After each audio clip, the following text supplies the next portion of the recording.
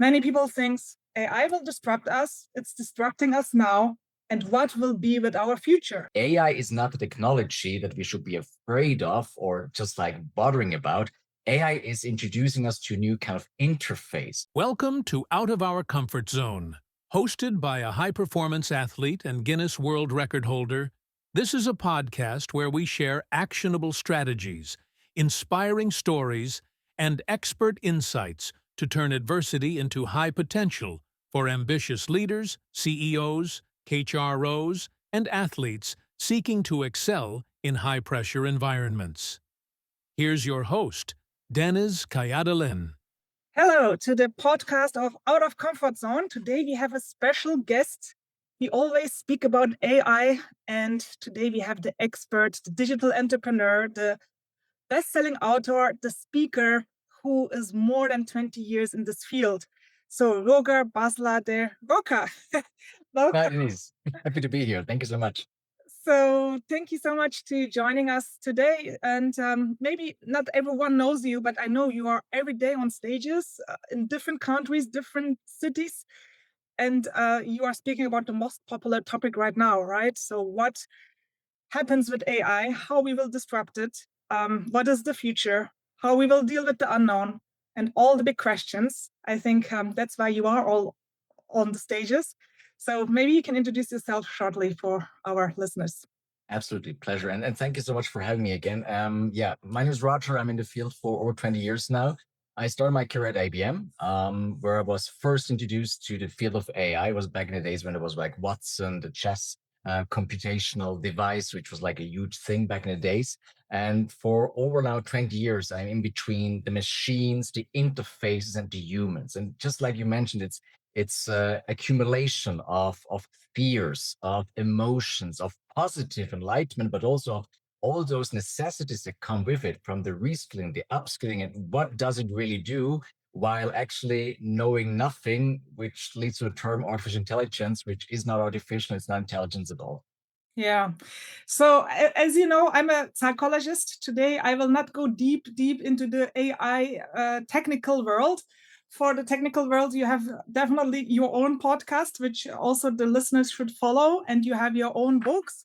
All right. So the main books, what you have, maybe you can also summarize that for the listeners, because you wrote a lot of books about the myth of AI, how to use LinkedIn, digital management transformation, and so on. So the listeners should go there. But today I want to focus more on the psychological side of AI, because many people are overwhelmed. They have difficulty struggling with uncertainty, what to do next. And the main challenging question, maybe I will start with this directly. Many people think AI will disrupt us. It's disrupting us now. And what will be with our future? Yeah, that's the question that everybody's asking me off stage, actually. So when I'm on the stage, people are always like listening and they ask me questions like, yeah, what tools do I need to use? And what's the best chat GPT prompt and so on and so forth. But like you just said, off stage, it's exactly this question. So what will it do with us and how can we kind of like prepare to that? And let me just frame it a little bit in my words. So I'm saying that AI is not the technology that we should be afraid of or just like bothering about.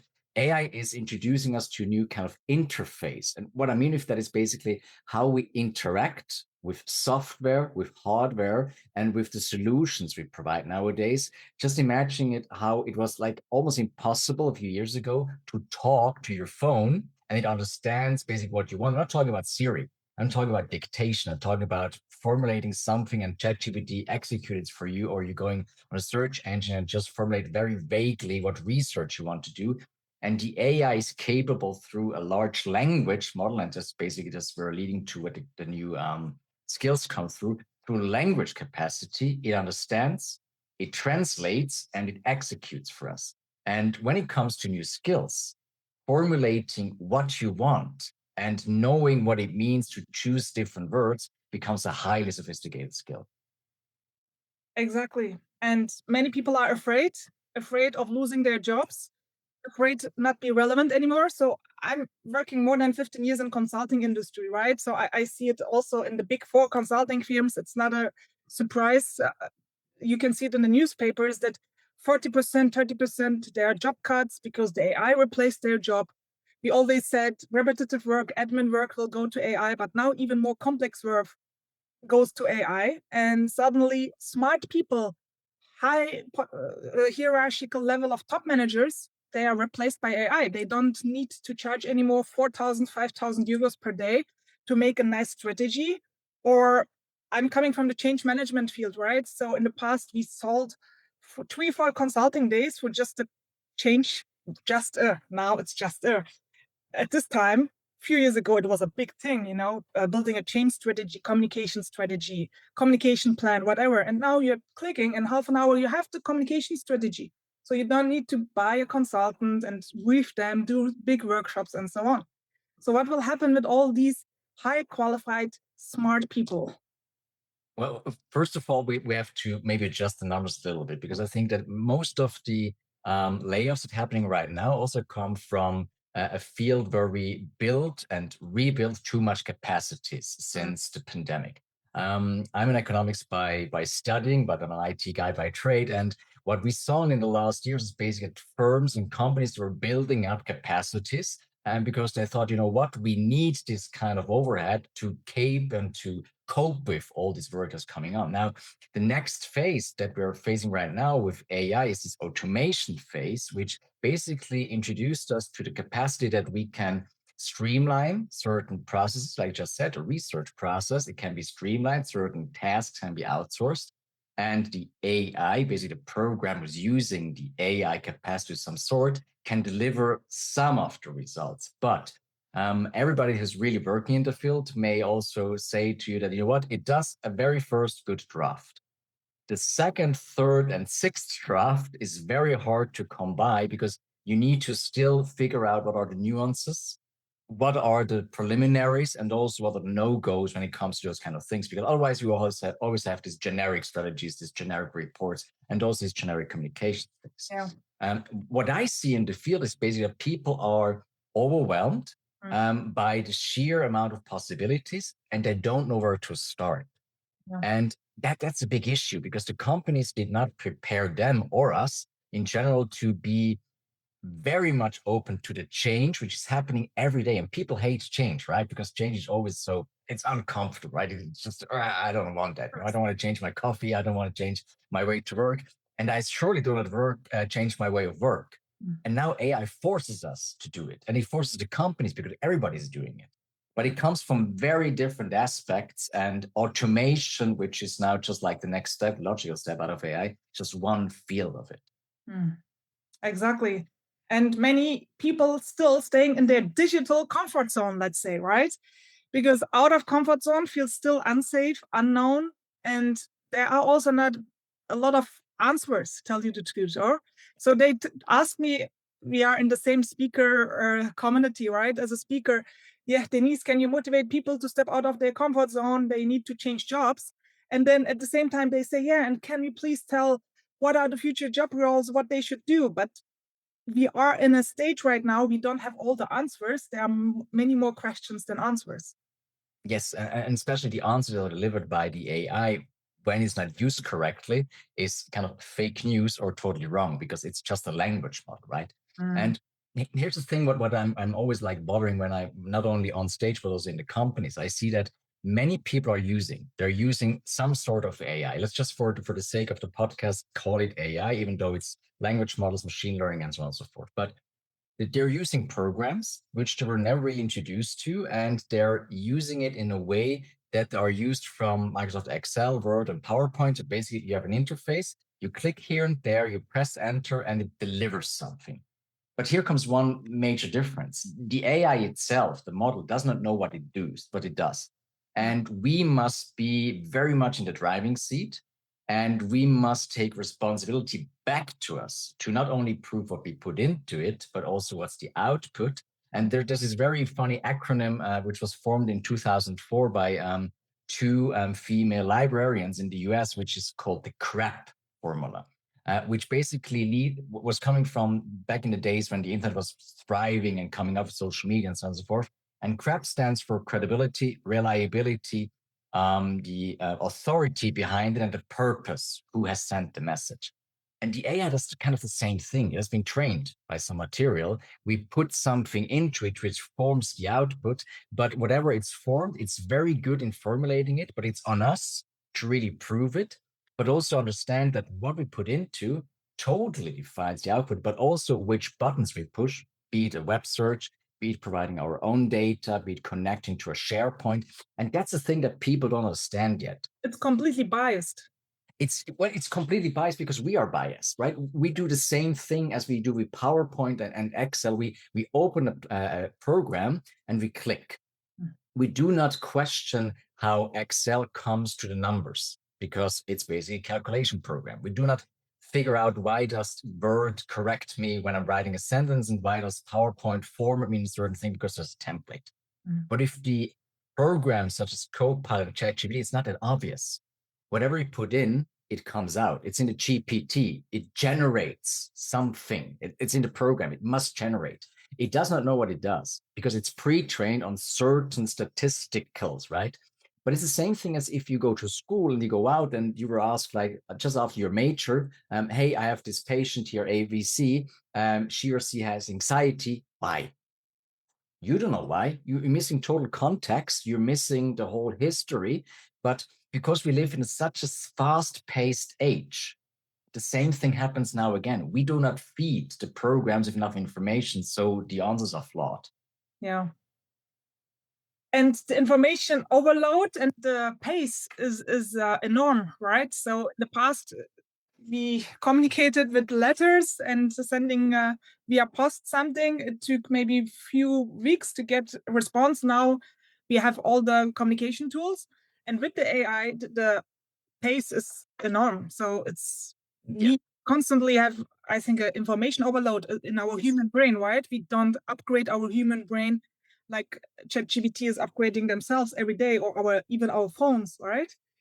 And we might think that, yeah, it's a little bit more complex, but you mentioned something that basically the information is overwhelming us. Yeah. There's a certain stagnation in movement because we have too much things that we have to filter through.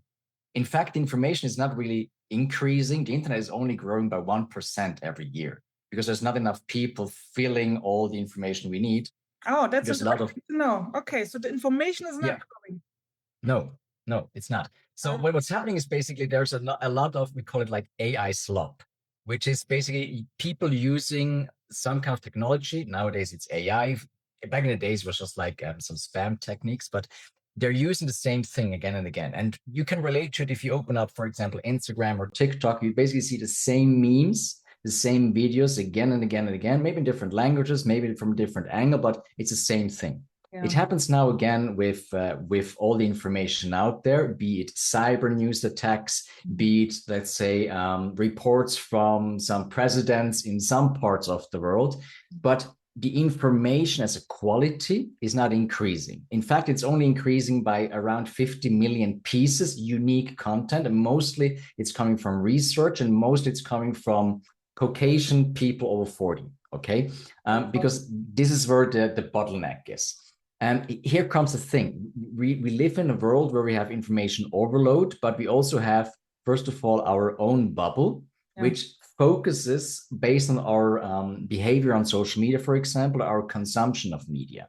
So if you're reading the same book and the same newspaper again and again, you see the same thing. If you talk to the same people, you receive the same thing. There's no change happening, like you mentioned before.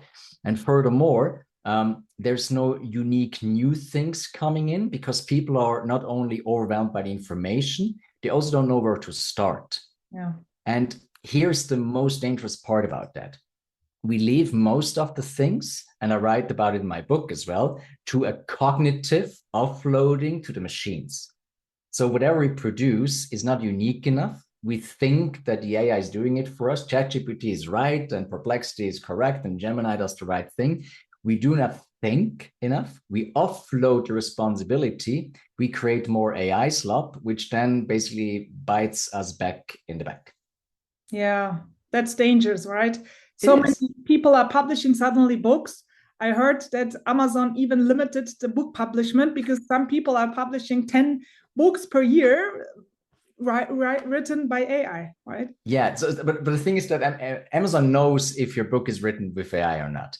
Here's a funny story, okay? So I've written 36 books, and none of them have been good, okay? Because I write them myself, and even nowadays I use AI, and there's a big difference between writing with AI or writing by AI. Yeah. But let me say that I published this year, after I was preparing for it, like for 2 years, I published 3 books. It was a research process and everything. The amount of people who figured out that I missed a comma or a T or an S here and there is tremendous. So people are still reading books, right? And they're reading it thoroughly, right? But I take it as a compliment, even though there's a mistake in it. And yes, I do use somebody who's proofreading it, but mistakes can happen, especially after hundreds of pages. And AI books do not sell. They do not sell, trust me. So they're not good. And there's missing the social proof. There's missing a lot of, some call it like soul and everything, but people recognize other people's work. It's in the words. It's something that is beyond our understanding of technology, right? So you call it soul. I would call it spirit, right? Yeah. Or the soul, the spirit, the emotions. It's energy. In the end, it's some energy which is transported through new media, right? But I'm not an esoteric guy at all, but I believe that there's energy around us, so there must be, it's a physics world, right? But AI is the same thing. The difference is that if we're not cautious enough, and I'm pro AI, get me right, I think that people can achieve tremendous things through technology if they still feel connected to what they're doing and if they understand what they're doing. It's like a photocopy machine, right? If you put in something nice, you can print like 1 million Mona Lisas and make people happy. That's great. But if you don't use it right, it might have a little thing on it. So anyway, the thing is that with AI and with technology, responsibility comes back, and people need to understand that we have now a once in a generation chance to make the best out of it or the worst out of it. I'm not even talking about corporations. I'm talking about you and me sitting in front of a machine and could possibly change something. Yeah. So many people don't feel the power maybe to change something with AI. They feel maybe over-dominated by AI. So I heard some cases that in the past, of course, they have some IPs, written their own books, do their own consultings. And now they say everything what is in my mind is now in ChatGPT. Other people can Google it. They don't need me anymore. They don't need my IP anymore. So what happens with all these companies, with all those entrepreneurs, business people, consultants? Well, here's a funny thing, right? As somebody who's also owning a patent, I know that there's always a big risk when you publish a patent, because it's basically you're publishing what you know. Yeah. And there is a big difference between protecting your intellectual property because you have written it down and you pay for it and you have the means and the lawyers to do it, or you just keep it by yourself and you think you're the only person who does that. Let me be frank, okay? Most of the things we do in corporations is the same thing again and again for the last decade and the decade before and the decade thereafter. We do not really innovate enough to call ourselves like protector or treasurers of something new. The new thing comes through the interaction through the people. So you might know certain things in your area of expertise, right? You might be a specialist in insurance or banking or psychology or whatever, right? You can read up on that, but it doesn't teach you experience, and it doesn't teach you the experience in between one or more people. The software and the technology cannot yet, and inshallah, hopefully never, take that from us as long as we don't allow it. Meaning that you can use technology to work faster, better, and more thoroughly, but you need to be in control. First of all, you need to understand that's your responsibility to do it. And yes, those kind of things were fed initially by the information out there to create an understanding of our language. They inherently do not know something and I do not create something new. The new thing happens if I twist it to a certain thing. So if I come up with the idea of, let's say, making a robot Mona Lisa who's singing backwards Eminem's verse or whatever, not infringing any copyright here, but if I come up with something new and crazy, it might create that for me. It doesn't come up by itself. And people need to understand that as long as we are in charge of this nitty-gritty in between and we are building on our experience and expertise, we always have an advantage. But it's about responsibility and seeing it, and also, to be quite frank, to have the time and the mental capacity to embrace it. Right? And people don't have time for that. So still the human skills are important. So having the spirit, having the energy, coming with their own purpose, their own intention, right? And the second, even though ChatGPT or AI is supporting our innovation processes, still you need some ideas, still you need different biases, different worlds to connect. And this cannot be replaced for now, at least by AI. So it's still a good sign to say, smart people all over the world, if you have still the ideas, even though AI is replacing maybe all your IPs or summarizing it to other people, yes, but still you can do something with those information, with those experiences, right? So the humanity is still important, the control, having the control, connecting the spirit, the energies. Yeah. And there's two ways of control. So through my further education, I'm in the process of a PhD right now, we figured out that the data we feed it is much more weighing in, has much more purpose on the output than the prompt. People always talk about prompt engineering, and this is going to go away, this is going to fade. You still need words because you need to formulate context, but the prompting itself, that's a thing that's soon part of the past. But the data, I'm talking about really statistical and relevant data, it's about 50% of the weight of the outcome. And here's the thing. So people always confuse ChatGPT with the rest of the AI out there, and there's 1,300s of AI. Switzerland just released a new model by the ETH and DPFL, and there's a lot of open source AI, which you can run on your computer. No connection to the internet, no connection to a database. You can use technology locally, open source, with your data and create something tremendous new. And you don't have to put it on social media to brag about it. You can just use it for good, right? And that's what people always forget. You don't have to always rely on the big corporations. You don't have to rely on a Meta AI, on a ChatGPT by OpenAI, on a Grok by Elon Musk or whoever's creating something. You can support open source, free AI software and create something with your own data and make a difference. That is amazing. And that's, again, I think, out of the digital comfort zone, right? Yes, you have to know it. And the thing, people don't know it because it's too much information. Yeah. And also, you mentioned this topic of soul. Maybe we can deep dive a little bit in it. What do you mean by the soul? So what is differentiating us still, our human being, still from the AI, from this technology? So here's a funny quote. I also talk about it in my book. And when I do the seminars, not the keynotes, but the seminars, the most important part when using technology is, first of all, breathe in and let go. You have to have a clear mind and you have to have peace here. If you just start typing in with the rush, with the adrenaline, everything you have in it, nothing good can come out of it. You need to have clear focus and need to understand that this here is just in control of what's here, but it starts here, right? You need to fill it with oxygen and energy first. People always look at me like, come on, guy, you're from IT. You're not really saying us we need to breathe now, as a right? psychologist and practice yes, you do.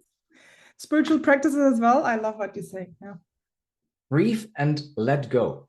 The next step is still not on the computer. It's about knowing what you want. So have the goal in mind. And you as a sport like maniac and somebody who's really like successful in this field knows that you have to have the goal in mind. You have to visualize it. You have to manifest it basically before you can go on and work for it. The same thing happens here. It doesn't help if I think about the prompt. It doesn't think about which tool I need to use. I need to understand that what do I want to achieve with it? And here's the soul. Because if you do not create something which has no connection to you, has no soul to you, nothing that you really connect with, it's just work. It's just an output. It's just, you're moving one thing left to right. That doesn't make a difference. But you need to breathe first. You need to have the goal in mind. And then you need to formulate that. And then you can start working, right? And that's what many people misunderstand, because it's not a machine world. It's a world full of not only like beings, but organisms, right? And everything runs on energy and everything runs on a certain purpose. And we need to understand that. I love it, what you're saying. So the prerequisite is still, as a human being, staying human, connecting with yourself, connecting with your inner peace, with your inner purpose, breathing in, breathing out. So that means practicing mindfulness, letting go all the fears, all the drama, being aware, right? And then with a clear mindset, with a clear goal, using it wisely. Otherwise, we are getting lost in this. Yes, and you need much less iterations. So we've run tests in my agency, and we figured out that if people do that, they are much quicker in coming to whatever they want to achieve.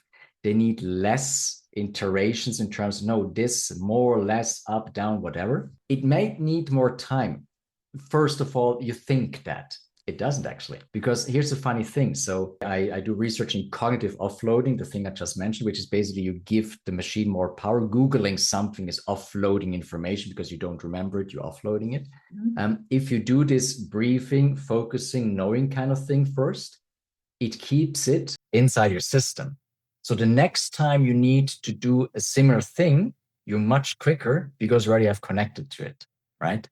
And people who don't do that, and there's a study out there which just recently came out, it's not from me, it's from some colleagues of mine. They said that 80% of the work we do without being focused on it, with offloading it, is basically worthless because we cannot use it a second or third time because we've forgotten it by the moment we're typing it in. So that means, what does exactly mean offloading, and what is the difference of doing it more wisely? Yes. So cognitive offloading started basically with the calculators. Oh, let's go back with the books, right? Socrates once said, allegedly, I wasn't there, that the demise of the human beings or human race is basically we write down things so we don't have to remember it. Those were the days of the philosophers who said, you need to remember things, you need to feel it, then you can tell it because you understand it. Then came the book. And the book made it very easy to write down certain things and to reproduce it, good or bad. History is about to judge about that, but we multiplied the time, effort that is needed to communicate and transport information. With the uprise of the internet and Google, for example, we offloaded some other information. Let's say, for example, how to do certain things. Or why do we have a day off on the 1st of August in Switzerland, the 4th of July in the US, and so on and so forth. People don't remember it because the only thing they do remember is, okay, Google knows. Here's the fun thing. Since ChatGPT started like about 5 years ago, the amount of people asking the software certain things has risen from last year 35 million to this date 2.5 billion. So every day 2.5 billion questions are asked on AI, especially ChatGPT, where people could remember it. And we're talking certain things like certain translational words, or maybe how to bake a certain cake, or maybe what's the weather out there. Certain things you can verify by yourself. The thing is that those numbers are rising. And to give you another number in perspective, Google has 13 billion daily searches. ChatGPT has 2.5, but it has risen from 35 million. So it has like 100-fold over just one. We are very lazy organisms. If we see a chance to let go, we do not go to hard work, right? And you, as somebody who's been swimming in very different areas and matters, and I mean, how it feels, how pain is, right? If you have to go through something. Yes. We don't want that. And change is the same thing, right? We don't want that. We don't like the discomfort, right? But what is the great thing if you go through discomfort? You are in your growth zone. Exactly. And you learn. You learn as an organism, as a human being. You learn from the outcome, but also from the way through it. With offloading, we dismiss it. We go straight to the end. We drink the sip of fortune, of winning, or whatever, without knowing that we are thirsty. That's a bad thing. And you can do it again and again and again. And these technologies doesn't challenge you, right? They don't say, hey, you asked this question yesterday, so what is going on with your mind? So they don't challenge you, right? They want to please you every day, knew that they have more power on you. Yes. That's the so fun thing is that if you Google something and it shows up pink or like this purple color, I'm not good with colors, but it's kind of like purple. You have to search for that last 30 days. And Google basically says in its statistics that comes out every year that 85% of the searches that are done daily have been asked once or twice or multiple times during the last 7 to 30 days. Yeah, that's insane. It is. And this is a difficulty and a risk also for our humanity, because as you said, we don't like stepping out of our comfort zone. We like being comfortable. And at the same time, many people are complaining that they say, yeah, the world is discomfort anyway. We are out of our comfort zone anyway. Why we should seek for stepping out of comfort zone? So it's like a dilemma. But at the end, if we don't do it proactively and don't change ourselves and trying to stick in this comfort, then also we are resisting to the change. And the change is happening, even if we accept or not. It's happening every day, every second. And if we don't adapt, if we don't go to this growth zone proactively, then we can embrace these challenges. We can't unlock our human potential. We are just stuck and resist and trying to stay dry in a boat which is sinking. Yeah. And exactly it's the same thing, right? Like if you're using your analogy here, that people know we are sinking, but nobody is getting the water out of the boat. Everybody's talking about that we should do something because we're sinking, obviously, right? But who's doing something?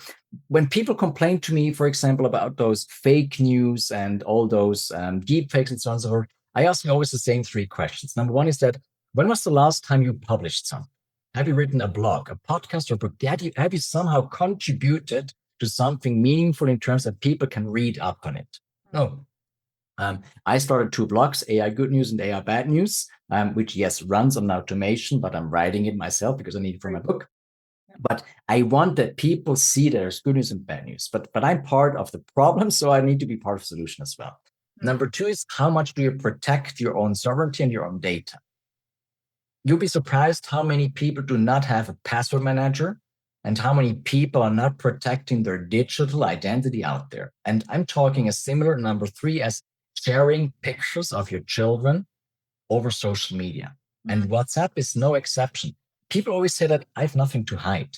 Yeah, but then just leave your door open at night and put your credit cards on display if you have nothing to hide, right? It's not about provoking, but it's understanding that you need to be part of the solution if you are bothered by the problem.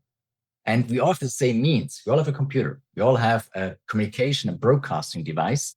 And now we even have technology, which might help us to do something good. But it's uncomfortable at first. You need to first, I was just diving last week again. You need to put on the wetsuit. It is kind of like, right, until you're in. Then it's tremendous. It's wonderful, right? But then you get out again, which is like itchy again, and then yeah. So, but you have to go through the discomfort. I'm sorry, guys. It's like it's the world. Yeah, and it's also a chance. So if you activate your growth mindset, you can use it as a chance to redefine yourself, to reskill, upskill yourself. Okay, we don't maybe know what are the future jobs, right? So we know 40% at least will be replaced or replacing right now, but not all the jobs are now active. Right. So we are now in a transition stage. So there will be completely new jobs which we are not seeing right now. But absolutely. And it's a big chance, like you say, right? Because you might think and discover through your growth that you're totally meant for something else. Maybe you're not meant to be the greatest researcher, greatest accountant out there, the greatest marketing specialist or whatever. Maybe you're meant to make some, I don't know, wooden toys for kids, or just spend more time with your family. And there must be a way, but we have to go through it. I don't know what the future brings. Nobody knows, by the way. Not even the people that work in AI. We don't know when the general artificial intelligence is super intelligence coming, if it's already here, what it means and whatever. We don't know. But it's the same thing if we would have asked our grandparents back in the days that, hey, can you imagine that you talk to something metal and it's transported 10,000 miles into the future because you're talking to somebody in Japan or Thailand or whatever through video, and they would look at you like, what? And nowadays there's jobs out there which are just basically creating filters for videos, which set up infrastructure so we can communicate, which build all those kind of things, And I believe that human beings still have a lot of potential. We just have to face it. Yeah. And so from the spiritual world, it's a spiritual growth as well. It's a transition. And we are used to always live in our minds, strategizing, we are focusing on our growth, mindset, focus, concentration, strategy, but there is a lot of more.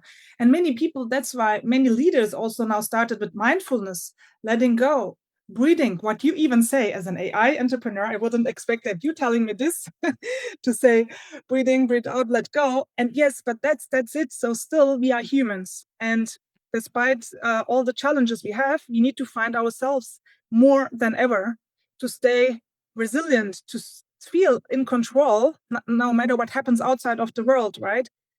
And it will evolve. We will see the signs, but first we need to come to ourselves. And also what you mentioned, having the soul, the energy to manage our own energy, to manage our own soul, being connected with our own soul, and then seeing, okay, what is now important? So being with the family or doing something else. So the ikigai concept, right?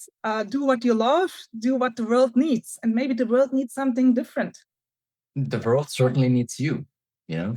It's certainly that everybody has a purpose, everybody.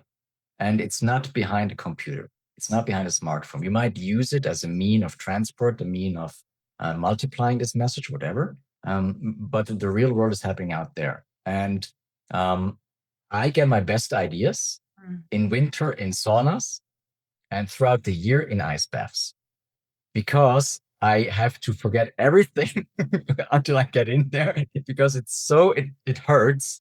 I'm not into pain, don't get me wrong, right? But it forces me to focus on me alone, on my breathing, on everything I do, and to endure it. And everything that noisy, which is surrounded by us all the time, all the information we're putting out there and consuming it not consciously, you can let go. And after a minute or two, you get all the ideas.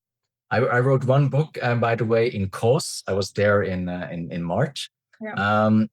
Kos is known for the sunrise, which are beautiful, and very cold water. And it's the best you can do. I mean, I don't have to tell you that, but it's the best you can do. Sunrise in the cold water. Now, all listeners still who are saying, no, I'm a warm duscher, I don't like cold. Now, look, Roger, as an AI entrepreneur, AI strategist, he's also telling this. So with whom I'm speaking, everyone sees the benefits, right? So it's resetting your brain. It makes your brain more clear. It helps you to connect with your soul, with your own body, with your whole cells, and feel that you are still a human, feeling the awareness. And then you see the world completely different, and you are much more in your joy zone, despite discomfort. And I always say, when you master comfort and discomfort, then you can master everything. You can master the uncertainty, the unknown, your fears. And this is a real muscle what we need to build. We are every day going to gym. So many people invest so much money for longevity, gyms and everything, or good nutrition. But how often we are really working on our mental resilience. And that's what you're also saying. So going into the cold, in the ice. So you proactively challenge yourself, your brain, to stay calm, to let go, to reset your brain, to be active and open again for the real stuff in your life. And get me right, I love a warm bottle bath, okay? It's great, you know? But the thing is that, and you know it better than everybody else, when you submerge into the cold water, and the moment you put your hand down, your head down, everything stops. Everything stops. And this is crazy. It is so, it's really like divine, I have to say. I'm not very religious at all, but I think it's a divine moment because you're not attached here, there, you're by yourself. And you submerge and you have this clarity of thought as soon as the pain settles. Okay. So first you're like, why I'm doing this and I hate myself and all those negative talk, and then you let go. But then when you let go, then it's the magic zone. It is total magic zone. Yeah. And people need to understand that. And again, don't go to the gym with your headphones in all the time and listen to the next podcast. It's a great thing, but you need to be in the moment, right? Also in the gym, also in the bubble bath, whatever. But yeah, we're just distracted all the time. We are just distracted and have always doing multitasking, want to be efficient, but then we are worried about or asking us questions, why I have burnout or why I feel restless, despite I do meditation, despite I do sports. When you are in your mind still in your job or in your future or in your past, then yeah, that's the point. You are still restless even though you are on a holidays, right? So many clients, coaches saying, yeah, I feel restless, I had 1 week holiday. Yeah, so it's in our brain. And that leads also to a next question. In this world of AI, you also write, I think in your book, like some practices how to deal with this uncertainty, with this stress zone, with these anxieties. What could be the concrete rituals to deal with this unknown and feel more under control and step into the growth zone? So first of all, like you already said, you understand you cannot change the world from today until tomorrow. It's happening.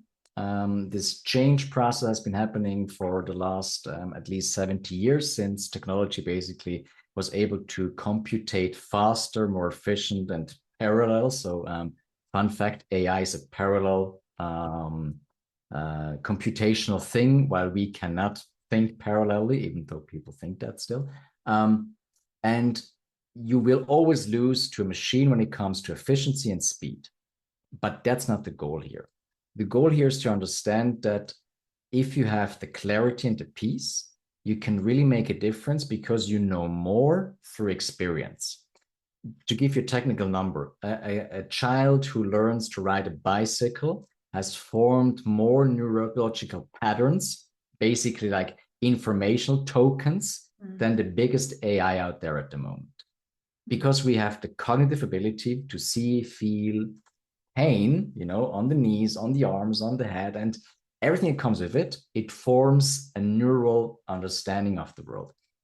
The AI is not capable of that, not yet. There's words on it, but inshallah, again, we don't hope that.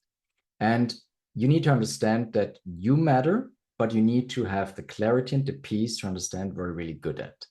And it comes with knowing that you don't need another tool. I was right about it in my book. You need the right tool if you know where you need to go, right? Yeah. And there's too many people out there who want too much tools and too much efficiency without looking to the thing that really matters, which is making a difference, inequality, in terms of we need to provide more equity to the world and provide our own equity.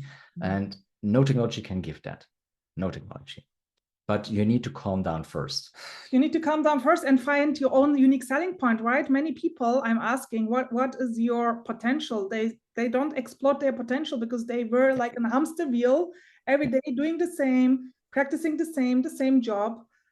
They don't want any changes. And then suddenly now they're distracted, or AI disrupted their work. And now they say, oh, who I am, what I can do, what is my hidden potential?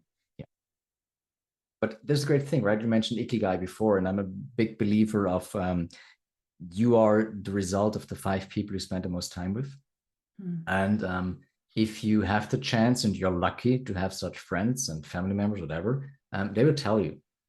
They will tell you quite frank what you're good at. You don't need an expensive coaching for that. It helps once you know it, and then please go to somebody who's really experienced in that. I do believe in the concept of coaching, but from people who've been there, who have gone through it.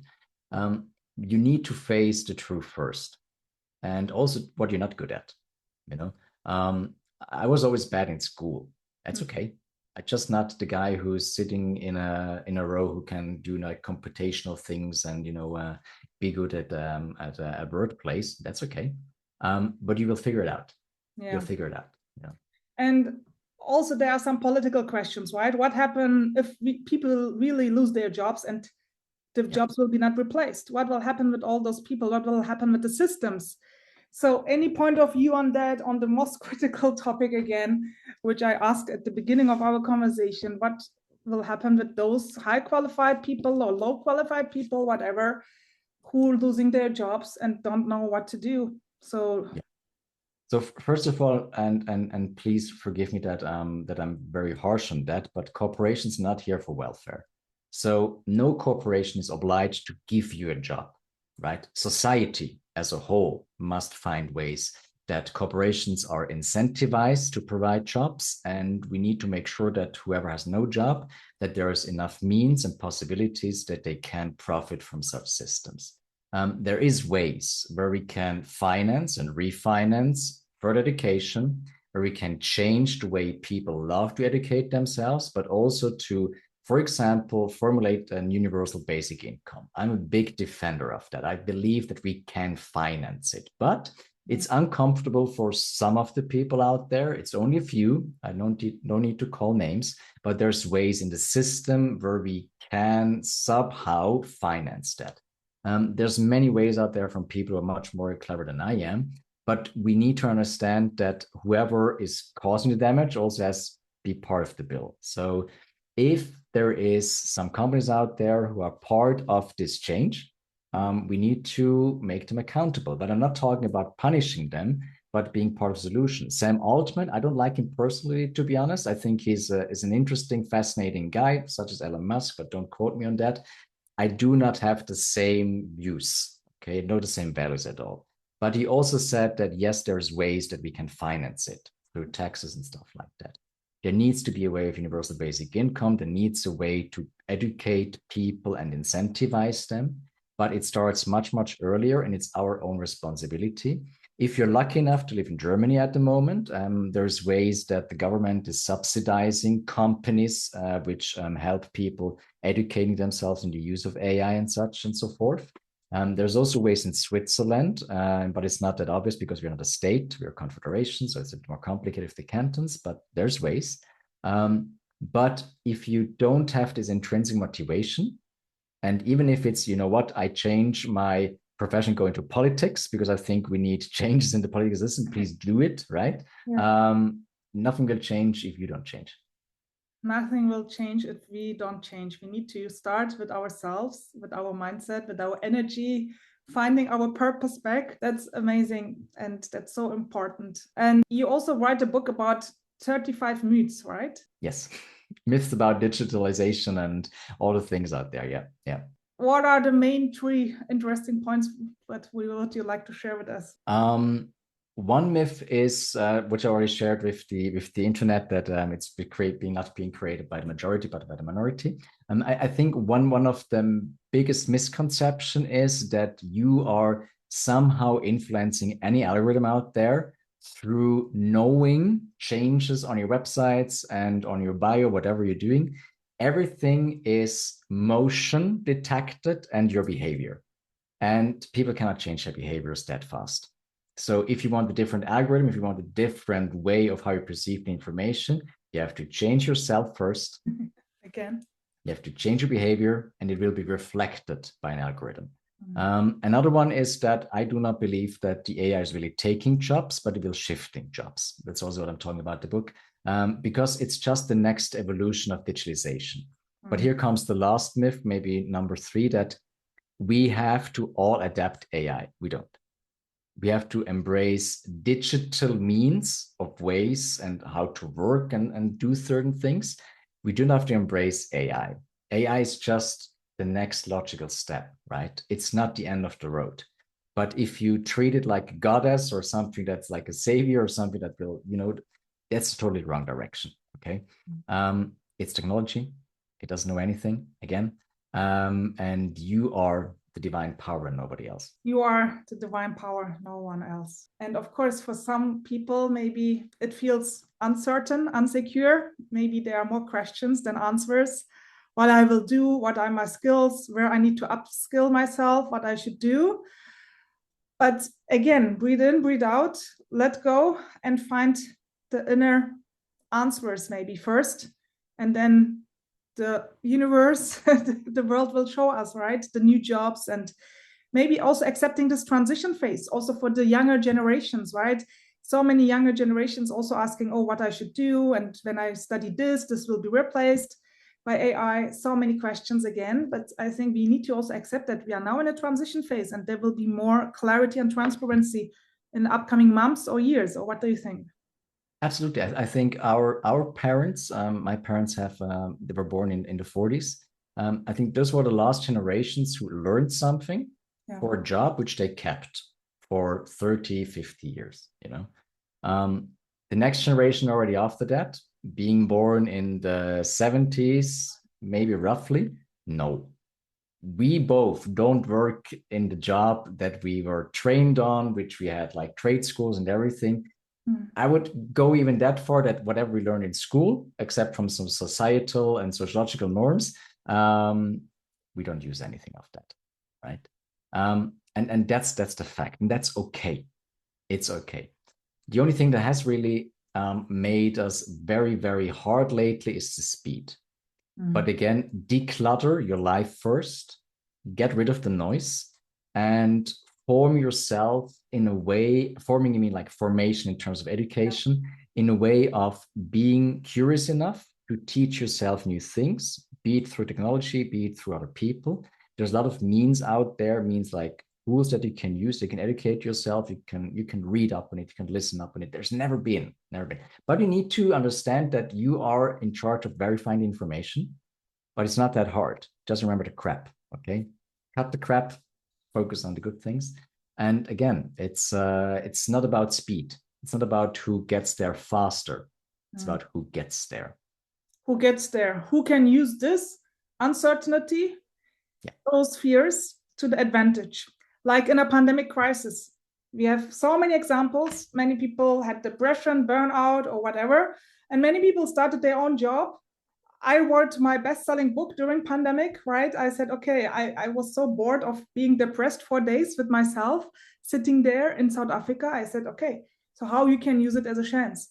And it's always like that. It's always our decision what we would do out of this situation. We can complain. We can say, oh, everything's overwhelming. Our job will be replaced. Or we can say, okay, what is my unique selling point? How I can find myself, my inner peace, to make something different. And this is so powerful. Thank you for this conversation, having it from the AI angle. And it's again and again reminding us we have the power within and we need to find it. It's our responsibility. It's our job. If we don't do it, no one will do it for us. Just do it. It's going to be good. Thank you. Thank you. If you'd like to learn more about how we can help transform your life and live to your fullest potential in your personal or professional life, we invite you to visit our website at outofourcomfortzone.com. By the way, if you enjoyed listening to the show, please subscribe and rate it. Thank you.